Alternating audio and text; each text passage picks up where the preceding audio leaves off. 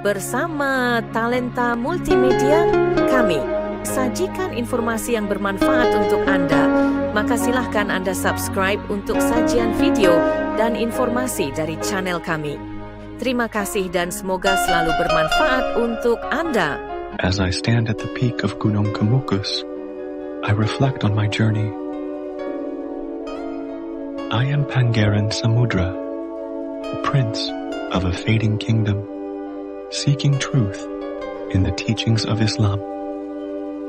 Leaving the shadows of Majapahit behind, I traveled to Demak Bintoro, eager to learn.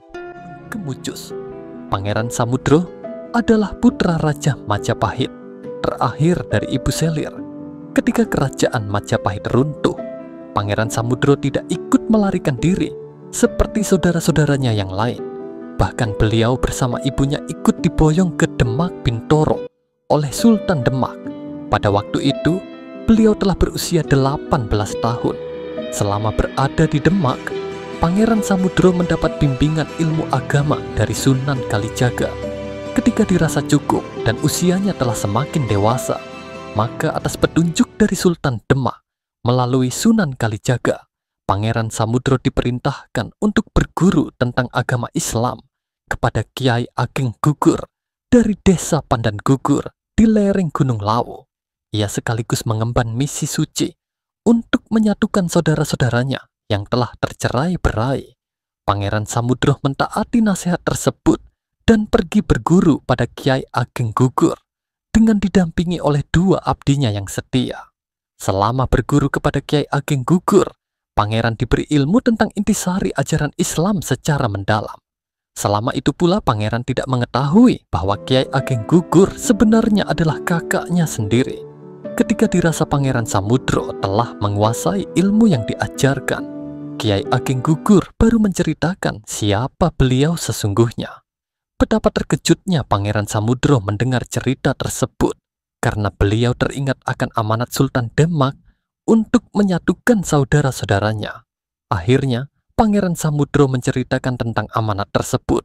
Ternyata Kiai Ageng Gugur bisa menerima dan bersedia dipersatukan kembali dan ikut membangun kerajaan Demak. Setelah selesai berguru dan tercapai maksud tujuannya, Pangeran Samudro dan dua abdinya kembali ke Demak. Mereka berjalan ke arah barat dan sampailah mereka di desa Gondang Jenalas, sekarang wilayah Gemolong. Kemudian mereka beristirahat untuk melepaskan lelah.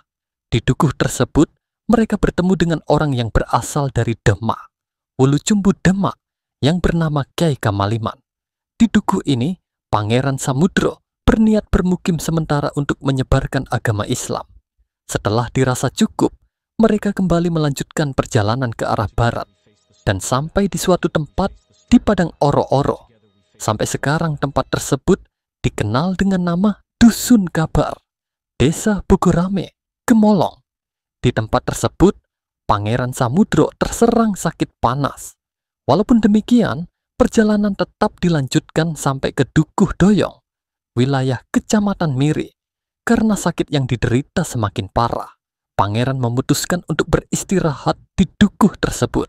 Ketika sakitnya semakin parah dan dirasa akan sampai pada ajalnya, Pangeran Samudro memerintahkan salah seorang abdinya untuk mengabarkan kondisinya kepada Sultan di Demak. Seusai mendengar amanat Sultan, abdi tersebut diperintahkan untuk segera kembali. Dan ketika abdi tersebut kembali ke tempat di mana Pangeran beristirahat, Pangeran Samudro telah meninggal dunia. Selanjutnya, sesuai dengan petunjuk Sultan, jasad Pangeran Samudro dimakamkan di perbukitan di sebelah barat dukuh tersebut. Sebelum pemakaman, diadakan musyawarah di antara orang-orang yang memiliki lahan di sekitar wilayah itu. Mereka bersepakat bahwa lokasi bekas peristirahatan Pangeran Samudro akan didirikan desa baru dan diberi nama Dukuh Samudro yang sampai kini terkenal dengan nama Dukuh Mudro. Pangeran Samudro dan pengikutnya sebenarnya sangat diharapkan untuk kembali ke Kesultanan Demak oleh Sultan Demak. Namun ajal terlebih dahulu menjemput Pangeran Samudro. Sultan Demak mengatakan, menurut hematku, bahwa sakitnya si Samudro itu sudah tidak bisa diharapkan untuk membaik. dan jauh kemungkinan untuk sampai ke Demak. Kiranya jika memang sudah menjadi suratan yang maha kuasa, bahwasanya sampai di situ saja riwayatnya, maka saya memberi petunjuk, jika si Samudro sudah sampai ajalnya, maka kebumikanlah jasadnya pada suatu tempat di bukit arah barat laut, dari tempat Pangeran Samudro meninggal. Sebab boleh jadi kelak di sekitar tempat itu akan menjadi ramai, sehingga dijadikan tauladan orang-orang di sana. Pada awalnya keadaan di lokasi makam Pangeran Samudro sangatlah sepi dan jarang dijamah orang karena letaknya di tengah hutan belantara, serta banyak dihuni oleh binatang-binatang buas. Namun, sedikit demi sedikit, keadaan berubah setelah daerah tersebut dihuni oleh para penduduk. Selanjutnya diterangkan bahwa di atas bukit, tempat Pangeran Samudro dimakamkan, apabila menjelang musim hujan ataupun kemarau, tampaklah kabut-kabut hitam seperti asap, gugus. Karena hal itulah, penduduk setempat menyebut bukit itu Gunung Gemukus sampai dengan saat ini.